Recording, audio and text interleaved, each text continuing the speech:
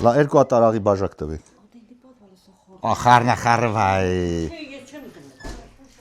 Աշուշու։ Մենակ արաղը տեն նկայել, դու երկու բաժակ դու։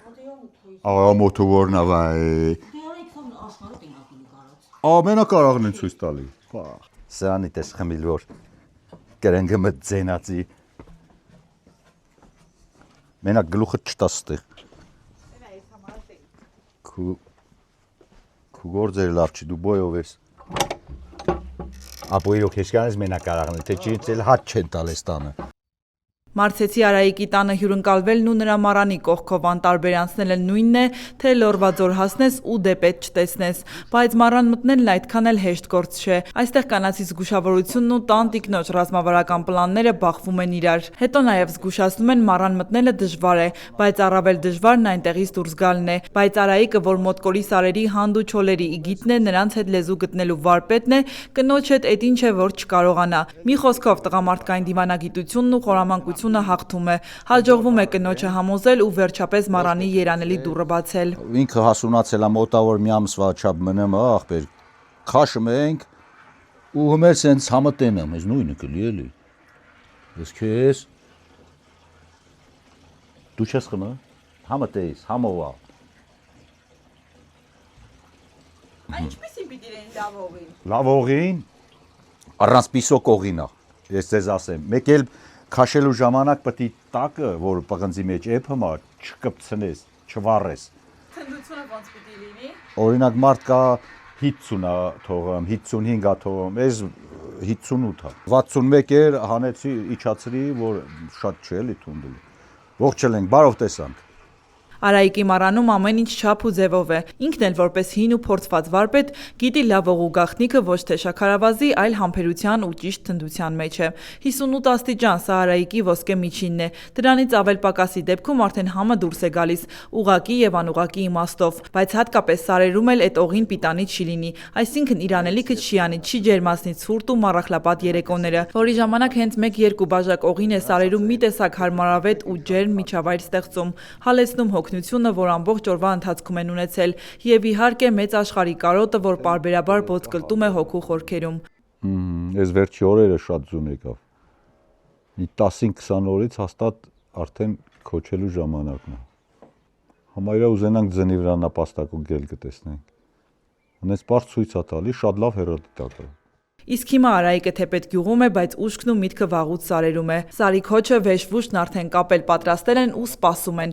են, որ մոտկորի կատարներից ձյունը վեր կենա, որ ձնահյուսերից ճանապարհները բացվեն, սարալանջերը ծածկվեն հյութալի կանաչով, ու կնոջ հետ տավարը առաջները կանեն ու նորից սարի ճամփան կբռնեն։ Դե սողին էլ այդ վեշվուշի անբաժան մասը պիտի կազմի մի տեսակ դեղ ամեն մի նեղության համար։ Պետք է սարամ, ասենք թդարիքը ունենաս։ Ամեն տարի մենք սենց արաղը քաշում ենք, աղբերս վրես տոշկայր հանել, ասում էր այդ քու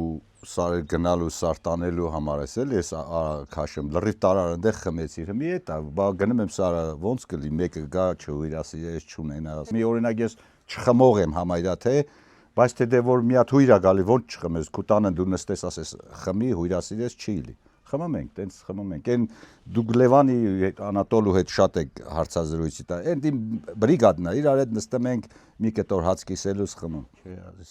Արայիկը վռազում է հասնել իր բինաներին, սառնորակ աղբյուրներին ու այն խորունկ ձորերին, որոնք իրենն են ու ինքն էլ իրենցը։ Դրա համար էլ ամեն աստծո առավոտ նրա գործը սկսվում է հեռադիտակով։ Տան պատշգամբից զննում է, տնտղում ու վերահսկում հեռուները։ Այնտեղ սարերն են, որոնց հետ ինքը տարին 12 ամիս կռվի մեջ է, մի տեսակ գոյաբանական կենցաղավարական լուր հակամարտություն, որը նաև փոքրացնող է, չէ որ մարդն էլ սարերի ասել է թե բնության մի մասնիկն է։ Այդ կռիվը չար կռիվ չէ, այլ ապրելու ու շենացնելու, Աստծո ողորմությամբ իրեն տրված իրավունքի ամենտարյա վերահաստատումը եւ փառք Աստծո, որ այդ կռվում հաղթում են երկուսն էլ ու այդպես արդեն 6 տարի։ Սակայն այսօր սարվոր գտնելը խոտի դեզում ասեղ փնտրելու պես մի բան է դարձել։ Դրա համար էլ նրանք, ովքեր դեռ չեն դավաճանել սարերին, սեփական արժեքն էլ գիտեն, հումորի չափն էլ։ Իրենց մի քիչ թանկացնում են, որ սարում իրենց էլ թանկ նայեն, ասում է զրուցակիցս։ Այս սար գնացող ժողովուրդը մտածում է, ասում է մի քիչ քանդ-քանդանենք, էլի քանդ-քանդանելն էլ էնա, որ խոսքի մի քիչ մահանա գցենք, չուզենանք սարը գնանք, ստիպված մեզ լավ են հետևը։ Օրինակ եթե մի կիլո շոկոլադ կանֆետեին 20 տարի առաջ առնեմ, որ սարը տես գնալ, քոչե սարը էս տանելու, հիմա 5 կիլոից պակաս չկա ախպեր։ Չեմ գնամ, ստիպված առնում եմ։ Ասում եմ, այս տարի կովերը չեմ կթելու, խոսքի եղուպանիր չտիլի։ Ստեղ ձեր եղուպանիրը սարքեք միջև սարը գնալը։ Արդեն քեզ հետևում են։ Շորել են թազա առնեմ, կոշիկել են առնեմ, ես իմ էլի, օրինակ նախանցած տարի չէի գնամ, էլի այդ նույն կարգավիճակում։ Ախպորս ասեցի չեմ գնալու սար, ասա խի, ասի ձեռով եմ, ռուշնով եմ, էլի այդ կաթամ մեքենա կաթը զտելու ժամանակ, հոգնում եմ, չեմ էլ գնում ախպեր, ասի, ով ուզում է մեկ էլ տենամ հաջորդ օրը առանց ինձ ասելու, գնացել է Երևան, կաթի մեքենան, մեկ էլ դվիժոկ առել, բերել, 380,000 դրամ էր տվել, երկուսն իր հետ առել, դել ոնց չգնաս։ Այսպես հումորով ու մի քիչ էլ նազ ու տուզով Արայիկը Սարի կյանքը հարմարեցնում է իրեն, բայց այս քանդ անելու տակ իրականում մեծ աշխատանք ու պատասխանատվություն կա։ Վերջին տարիներին նա գրեթե բոլոր ծանոթ բարեկամներին մերժում է, դե հազիվ է հասնում իր ու եղբոր անասուններին տիրություն անել, ուր մնաց կողքից էլ անասուն հավաքի, իսկ իր ունեցածը քիչ թիվ չի կազմում, շուրջ 40 խոշոր եղջերավոր, չհաշված մի բոլ էլ մանր մունրներ է սարտանում։ Մի խոսքով մարդ հանդիպակաց Սարեր Վասկուղի է դուրս եկել, ու այդ Վասկուղուց դուրս եկած քրտինքի արդյունքն է, որ թույլ է տալիս ոչ մեկից կախված չլինել ու սեփական Սարում լինել իսկական տեր ու թագավոր, թեպետ դա այն արքայությունն է, որտեղ հացը վաստակում են միայն քարից ու հողից։ 6 ամսով տանս դուռը փակում եմ, իմ երեխեքը նոր են ուսանողներին, այս ամառն են էլ երկուսն էլ բրծել։ Իմ տան դուռը բլանքով փակել եմ ու գնացել Սարը։ Այսինքն երեխեքս ամառվա կեսը մինչև սովորում են, չէ՞։ Տանս դուռը փակել եմ գնացել, իսկ բայց մեր եղեմ շատ մարդիկ կա, որ օրինակ կոպիտ ասած հացի են մանգալի,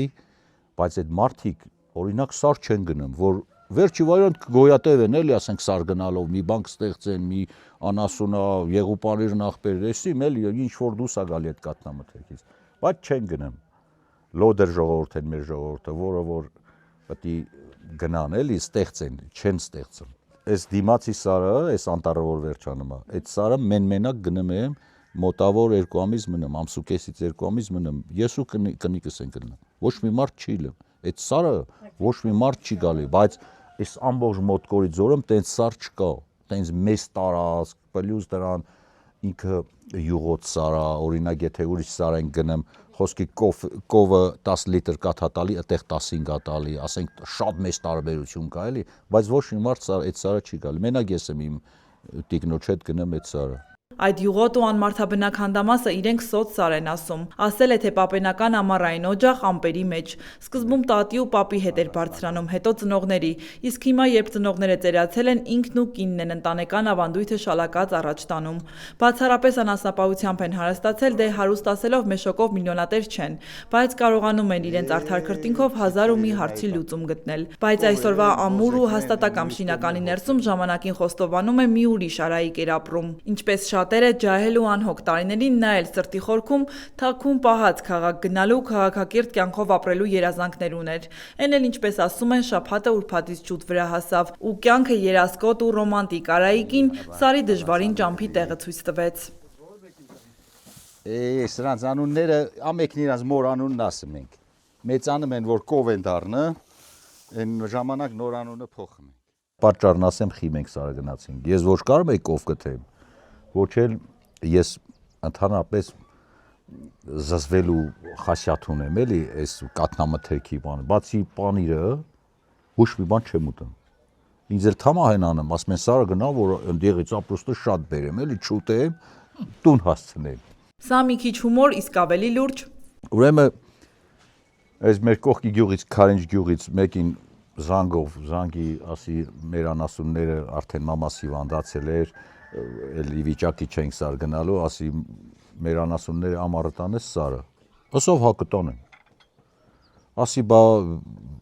ասենք 10 հատ հորդ պետք է լի այդ քու հորթերի բունը բանը քարո փոքր էլի կանգնախորոք սարքենք, որ տանեք էլի։ Ասավ մի կետոր պլաշ չկա ձեր դռներին, կբերես կսարքենք։ Քարինջից մարդ է էլի դա ասով։ В общем, այս մարդուն ասեցի, բա ուրիշից ինչքան անասուն ես հավաքել, որ հորթի բուն պետք է սարքեմ։ Ասավ 38 հատ։ Ասի բայ կովեր առավոտը որ սկսես կթելը, իրիկվա կթելու ժամին, լա դեռ պրծած չես էլի, չտվի։ Եկա տուն մեր իրիկուն արդեն մութա մեր տուն ասի վեշվուշը սարքեք ես սար եմ գնամ, չեն հավատում։ Մեր տանը ինչ չեն հավատում, որ ես սար կգնամ։ Մեկ էլ որ արդեն տեսան, որ իրոք լուրջ ասում եմ գնում եմ, մերս ասավ հարևան չունես, ասավ գոլե որ խայտարակ չլնես էլի, եթե դու չկարենաս մի անգամ քեզ օգնեն այդ կովերը կթեն, ես ոնց պիտի լի։ Ասի մի բան կանեմ։ Ու շատ տանջալից այդ տարին շատ տանջալի ձևով այդ կովա կթել այլ այդ գործն էլի, այդ սարի գործը արել եմ։ Ու արդեն բացվեցի, արդեն այնա գործերս աչը գնաց։ Բոլորն էլ սովորում են, իմ ասելն է դա որ ով էլ չգիտի սովորում։ Այդպես քաղաքի երազանքներն ու զզվելու Խասյաթը մի կողմ դրած, Արայիկը սկսեց իր սարի ակադեմիան։ Հեշտ չէր կով կթել չիմացող ու քաղաքակիրթ կյանքին ձգտող մարդու համար սարի դաժան օրենքներին ընտելանալը։ Բայց լոռեցուց հասիբն իրեն արեց ու Արայիկին դարձրեց մոտկոր աշխարհի ամենահաստատուն սարվորներից մեկը։ Հիմա արդեն ինքն է սարի դպրոց տվողը։ Ինչպես ինքն է ասում, եթե ցանկություն կա, ապա բոլորն էլ կարող են ամեն ինչին էլ սովորել։ Բայց Արայիկի դեպքում սովորելը միայն կով կթելը չէր, այլ սեփական հողին ու անասունին տեր կանգնելու արվեստը։ Ես կթեմ եմ, յուղ ենք սարքում, պանիր ենք սարքում, մոթալ պանիր ենք սարքում, այս մոտավոր մի 5 տարի, 6 տարի կլինի, զուտ մենակ այդ մեր անասնապահությունը սարը էտա։ Էլ ասենք մորս միջև մի 36,000 թոշակ այլել, մեր կոմունալի փողն էլ չի դուրս եկել էլի, ասենք ճիշտը խոսանք, ասենք դա ուզենք չուզենք, այսինքն եթե ապրելու ենք գյուղում, այս չարի կսովես։ Ու այս ամեն ինչը գուցե այսպեսին չլիներ, եթե ամուսիններով խելամիտ անասնապահությամբ չզբաղվեին։ Չեն հիշում գոնե մեկ օր, որ իրենց խոսքով լոդրություն արած լինեն ու կաթը կաթ հավաքող մեքենային հանձնած լինեն։ Չէ, փոխարենը շատ են չարչարվում, երկուսով հավասարապես կաթը մշակում, պանիր, թելպանիր, կարագ, մոթալանում ու փառք Աստծո, վերջին տարիներին էլ լավ գներով էլ վաճառում։ Օգուտը տեսանելի ստեղծածը զգալի, ասում են։ Կովը սենց են ասում, մեծական ժողովրդական ասացվածք, ասում է կովը կթելու համար է։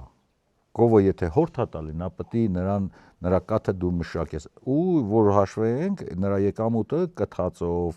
այդ յուղու բաներով ավելից է եկամուտը։ Օրինակ, ես իմ սեփական անասունը որ տանում եմ սարը, այն դիմացի տունը, այն խանութպանի տունը, նրանք լավ փողատեր են, հրողբորս տունն է։ Իրան 4 հատ կով ունի։ Մոտավոր մի 8 տարի է, ես քանի սար եմ գնացել, բերեմ իմ մոտ։ Իրանց կովերը ստեղ գյուղը meil սարը meil ոչ մի անգամ մի կաթիլ կաթ չենք գտնում։ Հորթը իր մոր արտադրած կաթը ուտմա մեծանում։ Աշունը որ սարից բերում ենք, իմ հորթերից 30 կիլո, 40 կիլոյի տարբերությունով են ելնում։ Այսինքն ես այդ իմ կովերը կթմեմ յուղու պանիրն էլ եմ ստանում։ Իմ հորթերն ու իր հորթերը որ համեմատենք ծախենք, թող 20,000 դրամի տարբերություն լինի։ Կովը պետք է կթես։ Մաթեոսյանական մոտկորը դեռևս շեն պահողները պարզ են, մաքուր ու անմիջական։ Արայիկն էլ նրանց հավաքական կերպարն է։ Ու քանի դեռ կան այսպիսի մարդիկ, կա նաև լավատեսության, հումորի եւ աշխատասիրության անսպառ չափաբաժին, առանց որի անհնար է։ Սա իմիջայլոց, բայց երևի թե Արայիկն էլ այսպիսին չլիներ, եթե նրա թիկունքում իրենից ոչ պակաս հուր հրեղեն կին կանգնած չլիներ։ Քաղաքից հարց եկավ մոտկոր, ու առաջին իսկ օրվանից ինքը գյուղին ընտելացավ, գյուղն էլ իրեն։ Դեռ ավելին ամուսնուն սարում, հանդում ու չոլում երբեք մենակ չթողեց։ Հավասարապես թե կթին մասնակցեց, թե այդ կթի մշակմանը։ Մի խոսքով հարսնության առաջին իսկ օրվանից ամուսնու ոտքի հետ հավասար քայլեց։ Իմ կինը գիրովականից է, ինքն է այդ յուղը պանիրը սարքում, բայց կաթը ես եմ կթում։ Ինքն էլ է կայում կթի, ուղղակի ասենք մի քիչ ոնց որ չէ, հենց կնոջ գործ է դա, ես կարայի ասեմ, ֆիզիկապես ծանր գործ է այդ կթելը, բայց ասենք ինքը որ տեսակ չէր, չգիտեր այդ ինչ պատկեր, բայց մի ասենք համայրաթե սովորացրել է։ Այ քաղաքի աղջիկ եք բերել, տարել սարեր, ոնց կարող ա։ Ես որ ամուսնանում էի, ասում էի, ասի ինքը հարցրեց, ասա որտեղ եք ապրելու, իմանալով որ երկու աղբեր ենք, ասի Ղուշկույալը։ Այդ գիտես ինչա նշանակում, մեր հանդեր է, էլի, մեր այս գյուղի մոդիկ հանդի անունը, ասավ այդ որտեղ ասի Դուբայի կողքերքն է։ Մի եկել է Դուբայի կողքերքն է, սար եմ տարել էտա։ Հարմարվեց էլի ամեն դեպքում։ Խաբվեց էլի կարելի ասել։ Այսպես Դուբայի երազանքով ու ղուշկույալի իրականությամբ էլ կազմվեց նրանց ամուր ընտանիքը։ Արայիկը, որ ժամանակին իրեն թանկացնում էր շոկոլադներով, պարզվում է քաղաքից հարսին սար տանելու համար էլ մի քիչ աշխարհագրական խորամանկության է դիմել։ Բայց կատակը կատակ, իսկ իրականում Արայիկի կինը դարձավ այն առանցքը, որի շուրջ պահվեց օջախի շենությունը։ Առանց լոդրության, առանց գլուխ պահելու ավելորդ սովորության։ Սարամ եթե քնկոտել ես, ալարկոտել ես, օրինակ սորվա գործը էքուցվա թողած, այն տարածը դատարկամանները, որ պետք է տանես լիքը բերես, չէ, նորից կամ ջուր կլստես կբերես սարից, կամ տեցել դատարկ կբերես։ Էտա հարցը հենց դրա մեջ է։ Հետո սարը մնում է սար, ավանա, մառախուղը փակեց, կարող կորչես։ Ասենք պետք է մի քիչ էլ քթիցակ ունենաս էլի սարում ապրելու։ Բայց Արայիկի կատակների ու զվարթ պատմությունների տակ մի թաքուն ցավ կա, որը ժամանակ առ ժամանակ հառնում է նրա դեմքին, երբ հայացքը հառնում է մոտկորի դատարկվող լանջերին։ Նա գիտի, ինքն ու իր կինը վերջին մոհիկաններն են, որոնք դեռ պահում են սարի շունչը։ Արայիկի սիրտը ցավում է ոչ թե իր ծանր աշխատանքի, այլ վաղվա օրվա անորոշության համար։ Համեմատ մի 10-15 տարի առաջվա անտառի այդ կտրվելու տարիներից ահագին առաջընթաց կա դեպի լավը, պահողները շատացել են, բայց այն մեծերը, այն մեծ մարդիկ, որ օրինակ են այդ իմաստած տարիներին սար են գնում, ծերացել են, շատերը մահացել են, այսօր որ կենթանի է, նա էլի վիճակի չի սար գնալու, մարդիկ սարել չեն ուզում գնան, դե որ սարել չգնան, ստիպված ում տան, ոնց տանեն թողան, գելնա ուտամ, գողնա տանեմ, հիվանդություն անգնեմ, տերա պետք էլի, այսինքն այդ դրա պատճառով կարող է նորից անկում ապրի անասնապահությունը։ Բայց լոռեցի շինականի տեսակը երկար տխրել չգիտի, նա սովոր է ցավը աշխատանքով բուժել, իսկ հոգսը հյուրասիրությամբ ցրել։ Հենց տագնապի ու լրջության պահը հասնում է գագաթնակետին, Արայիկը միանգամից փոխում է զրույցի հունը։ Իրական տանտիրոջ պես նա թույլ չի տա, որ հյուրը տխուր հեռանա իր օջախից, չէ որ ինքը միայն սարի մարդ չէ, այլ նաև հողի ու այգու մշակ, ով գիտի ամեն մի տնկած ծառի ու բերքի համը։ Այս ձեր նկարահանումը բերեք մի պահ դադարացնենք, սուրճը խմեք, կամպոտը խմեք, ես էլ իմ այգու խաղողն է, ես նրանց էլ օգտվեք, որ էլ անասնապահ չեմ մենակ, ես խաղողն էլ եմ արտադրել։ Համեցեք, պերաշկին էլ են թխել, ես էլ մեր արտադրանքն է, խնձորն է, խաղողն է, ես շատ գիտեմ, կոնֆետ նառնովի այդ ասեմ, ես սրա գործարանը փակել ենք։ Մալինան էլի մեր հայացից է։ Մինչ մենք վայելում ենք մոտկորի բարիքները, Արայիկի հայացքն արդեն սարերում է։ Շուտով մարդում նրա տան դուռը էլի կփակվի ու էլի կբռնի իր տարեկան ուխտի ճամփան։ Ու քանի դեռ սար բարձրացող կա, մոտկորի լանջերը որբ չեն մնա։ Իսկ սարերի անարատ իրականությունը կհաղթի աշխարհի բոլոր շինծ ու փայլերին։ Արայիկը գնում է սարի լռությունը իր աշխատանքով լցնելու, որ հաջորդ տարի մեզ նորից հյուր կանչի։ Սարի պես պարզ ու իր օղու պես թունդ անկեղծությամբ։ Հարգելի հետևորդ, եթե դեռ բաժանորդագրված չեք մեր ալիքին, առաջարկում եմ բաժանորդագրվել եւ անպայման հավանել, լայքել այս տեսանյութը։ Ձեր այդ աջակցությամբ հնարավորություն եք տալիս շարունակել աշխատել ու ներկայացնել ել ավելի հետաքրքիր մարդկանց ու մարդկային զարմանահրաշ պատմություններ։